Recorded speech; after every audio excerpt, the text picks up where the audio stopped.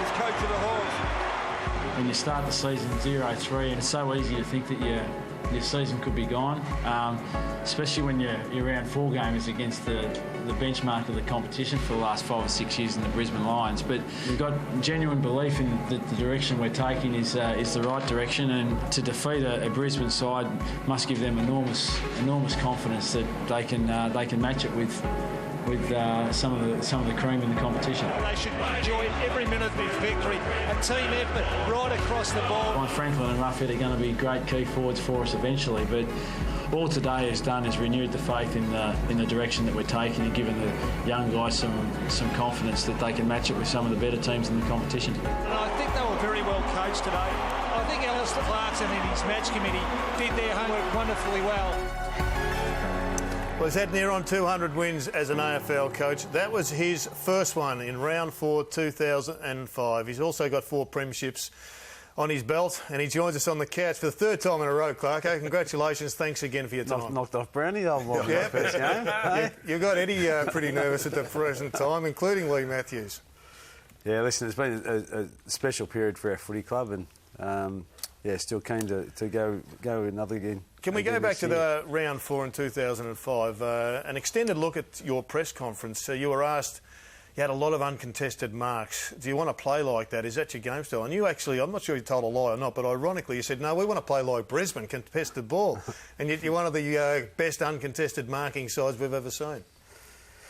Yeah, well, the game evolves, and Brisbane at that point in time were just taking all before them in terms of the physicality of the game, and perhaps pioneers of playing bigger bodies in the middle of the ground as well, and especially with Vossi, and Bucks wasn't at Brisbane at that point in time, but he's a real big-bodied midfielder at that point too. So it sort of changed the way the game was played there for a while, but there's a much better balance now between the bigger, stronger bodies as well as those guys on the outside, and we try to do both reasonably well. Things couldn't have gone much better on the day. The box must have been reasonably calm given the enormity of the occasion. A bit calmer than normal, Jace. We had a lot of things go our way in terms of our planning and that sort of stuff. I think in hindsight, the qualifying final loss to West Coast was really beneficial for us. It was a catalyst for our players. I don't think we went over to the West in the first week of the final thinking that it was just going to all unfold for us easily, but it was a real wake-up call to make our players realise that we don't apply ourselves in the proper manner. We're not going to get there, and it had not so much to do with strategy, but in terms of the catalyst for all our planning, and our players' application was much better from that point. I need to ask you about that qualifying final. You were quoted as saying, we made some mistakes. You, the coaches, made mistakes, the players made mistakes, and you took some shortcuts in the preparation. What's that referring to specifically? Well, it's easy in hindsight to say they are shortcuts. At the time, we didn't think we were taking shortcuts because we'd be filthy on ourselves if we knew of them at the time. But having said that, we've played that ground often enough to know that we should have prepared for it. You got to kick in and zone opposition kick-ins in a different sort of manner on Subiaco Oval than you did, and we didn't do the planning. We didn't line our oval out at Waverley in the dimensions of the Subiaco Oval, and we just did some things leading into the prelim that they're not huge things. We only did it for 10 minutes in our training in the lead into the prelim, but we actually did it. Whereas in the lead into the qualifying final, we didn't intentionally not do it, but it was just an oversight. And then afterwards, when we kicked in so poorly, and West Coast were able to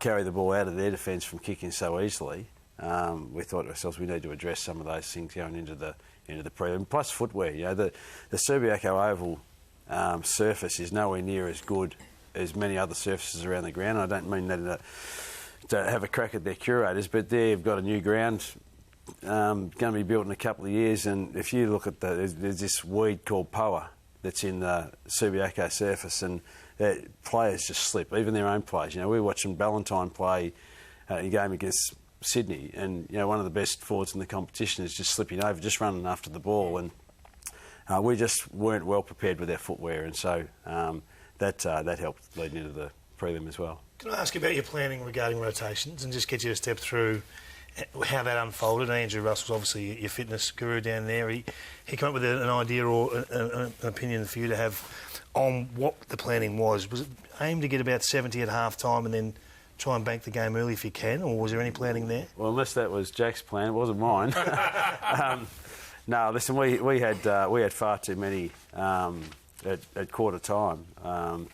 I think we had 37 rotations in the first quarter or somewhere thereabouts. So that was a concern to us, that we had, because of the heat of the day, we had a lot more run-offs than what we normally have, and that was a concern for us at quarter time because you're only allowed 30 or thereabouts for each quarter and to have 7 over. And at that point in the time, although we're ahead on the scoreboard, we're expecting this game's going to go right down to the wire, and concerned that if we haven't got sufficient rotations in the last part of the game, then that might cost us dearly. As it turned out, we were just able to scale back a little bit over the second and third quarter, so we ended up being okay. But had the game been pretty tight, it might have been. Looks right at the moment as though it was a great tactical ploy, but we didn't intend to do that. What really about in the second half, though? You had 92 marks to 22. It's the biggest differential of any game ever. Was that a conservation of energy, or was it just the way the game unfolded? A little bit of both. We played a game against West Coast Eagles round 2 of 2013, really hot conditions like the conditions we had to endure on Saturday, and so we knew we could play against the West Coast Eagles side. Albeit there's been some pretty significant personnel changes in both sides since then, but just the pattern of play, and if we were just to play flat out, full throttle for the full 4 quarters in those type of conditions, very oppressive. No team in the competition is going to be able to withstand that type of play for so long. So at different stages you need to conserve your own energy and just try to control the ball from time to time. So some of it was about conserving our own energy in terms of the run. Some of it was also ensuring that if any team was going to have to do the running to defend, it was going to be West Coast. So that was a plan, but at different stages you can get caught up in not moving the ball and taking territory. We did that at the start of the third quarter. We just wouldn't. We're reasonably fresh after half time because they'd have a rest for 20 minutes, but we didn't want to take ground with the ball. We actually gave West Coast a genuine chance to get back into the contest at the start of the third quarter because we wouldn't take ground with the ball. So it's a really fine line in terms of controlling the ball, and but if you don't carry it forward, your opposition teams press onto the man on the mark and cut down the exits really well if you look like you're going to be too conservative with the ball. Now, Clark, I looked to make a big improvement from the whole defensive unit compared to that qualifying final. They looked a little bit sloppy with their accountability, and obviously specifically James Frawley started in the back line this time as opposed to the qualifying final. He's come back really well over the last 3 weeks. Did he come and ask you for the Tex Walker matchup 2 or 3 weeks ago after he copped a lot of criticism after the first qualifying final against West Coast? Oh, we certainly had a discussion. I can't remember whether I initiated the discussion with Chip about that matchup or whether he did, but certainly we had a discussion in that week about Walker had been very influential in their game against the Western Bulldogs the week before, and Chipper was one of 22 that had lowered his colours pretty much in the first final against West Coast Eagles, but that was his first final in his career. Chipper went over there in the West, pretty hostile environment for his first final, but he didn't have 21 mates who were helping him out too much either, and we just couldn't get him the ball. He played forward in the first half of that game, and then to his credit went back in the second half and actually kept Kennedy goalless in the second half in a team that was controlling the ball pretty easily against us, and we just thought that it was a good chance for him to play on a player like Walker in the semi-final and see if he can do the job for us, and he did it particularly well. Your other key defender, Brian Lake Clark, has a very interesting proposition. He seems to save his best for September, doesn't he? I think throughout the course of the year, most people thought was probably heading towards a natural end, but then he goes and has a good final series again. He's doing things like this, which I think even had you giggling in the box. You know the team's playing well when he's doing things like that, but has he made it tough, a tough decision now? Is there an argument for a 12-game season for a player, perhaps? Yeah, there is, The and that's we may need to sit down with Lakey over the next couple of days, and we'll do so with about half a dozen of our players and make decisions around, because it doesn't just rely, or it's not all based around one player. Sometimes there's a series of players. If someone else goes, then one might stay, sort of thing. So you've got to work out the balance of your list with about 6 or 8 players, some who maybe be considered for trade, some who may be considered for retirement, some for delisting. So we'll do that over the next 3 or 4 days and sit down with our players. We did some of them today, and we'll do more tomorrow and Wednesday. And once we work out the balance of all that and have those discussions, then we'll make some decisions. But some of those decisions too will be the players coming back to us after they've had discussions with us today and say, what do we want to do with the rest of it? Because we've been able to outline some things over the course of the day today and then again tomorrow that makes the picture a little bit clearer for them and what they might want to do with their footy from this point as well. But can you carry a spot on your list for someone that might only play 10 or 12 games and say, well, maybe we won't travel with him that often at Brian Lake, but have him fresh for September to play the big jobs on some of those players?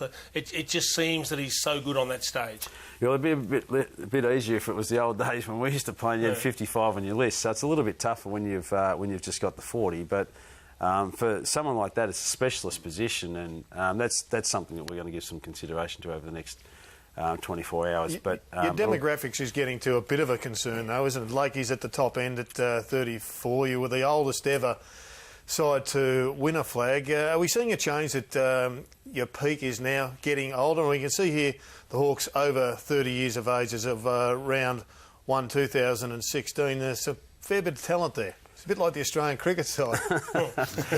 Yeah, well, I think it'd be really interesting. I haven't done the stats, and you guys might have done them, or we might do them after this discussion. But I think the whole competition's getting a little bit older. Bit older, yeah. Yeah, there's a lot of guys that are getting drafted into clubs. Gee, when I first started, and I was one that certainly weren't eager on getting guys into our footy club that were over 21 years of age, let alone 28 or 29. We took Lakey and traded significant draft picks for Lakey. He was 31 years of age. Yep. Now, we couldn't have possibly thought that it was going to work out for Lakey as well as it has, or us, in that 3-year period. But a lot of clubs are starting to look at those mechanisms to top up your list, because the talent hasn't, the top end talent in terms of drafting hasn't been available because of the injection of those two sides from GWS and Gold Coast. So you've had to look to other means to bring players into your club, and I think clubs, their conditioning programs, the way that they manage their players now is much better than it's ever been before, much more professional, and so that's allowing some of these guys to play much longer. You know, like Sean Burgoyne, when we first recruited him, and I was only talking to him about this today, you know, we said for this to be beneficial for all of us, Sean, it's got to be a 3-year project. Yep. And if anything above 3 years is a bonus. If you don't get 3 years, you might as well stay at Port Adelaide. Now he's at the end of his 6th year. It doesn't look like slowing down anytime soon. So that's all got to do with the game, where we play him, but also the management and professionalism with which he goes about it, but also the way that Andrew Russell and the medical team at Hawthorn look after him. Another one of the conditioning concerns was younger player Cyril Rioli. Obviously won the Norm Smith on Saturday. What's Andrew Russell, the influence he's had on Cyril to turn him around from being his hamstrings went every few weeks to now he seems really consistent. He's had good resilience this season. Yeah, well, so it's a great story, the Cyril one. I mean, even in isolation, he's just been a really special player for our footy club. But the story of him winning a Norm Smith on the back of Morris, his uncle, when he won in 1982, and then his uncle Michael Long when he won in '93 with the Bombers. You know, so for 3 Tiwi boys. I think Cyril been quoted as saying there's only 2,500 that live on the Tiwi, and they've got 3 Norm Smith medalists. So what was your Norm Smith? What was your Norm Smith voting in the coaching sense? Does some of the efforts of a Smith or even Frawley or a couple of other guys outside of the group that were voted for on the weekend? Oh, listen, there's half a dozen players that are all significant contributors, and it was the same as last year in the grand final. But we don't sit there and make judgments in that regard. It's just like who played well and played their role, and I can't reveal anything because if I reveal it, it's our best and fairest voting. Yeah, but you know, we're really pleased with the contributions that we had from many of our players over the course of the day. Two very different versions of the Luke Hodge goal, Clarko. We need to have a look at because there's a couple of different quotes about it. You got my quote, haven't you? Yeah, exactly. Well, first up, you can see it's a fantastic goal off one step, a banana from the boundary. He's saying he tried to centre it and the wind brought it back. And then they asked the coach what he thought of it, and he said, well, he's kicked it out of his you-know-what. Now, which is the true version? I maintain that's just come straight out of his quack. I had a couple of beers with him Saturday night, Clark. He was definitely having a shot, he told me. So he was aiming up. Hey, can we just ask you, how many times do you ring Jace? Do you ring him after each loss, after each bad loss, just to give you boys a bit of a clip and fire the players up, Clark? Can you just clarify that? Well, he gave us a clip about 3 or 4 weeks ago. I said he's not part of the inner scene anymore. Still take his phone calls, though. Well, we have never believed him. We believe his nose is growing, and you didn't have to give him that cash publicly there earlier. Clark, congratulations. It's been an amazing journey. The Hawks fans couldn't have got themselves a better coach, and congratulations once again, and thanks for joining us on the couch. Yeah, thanks, Jared. Thanks, boys. Cheers. Alastair Clarkson, our special guest.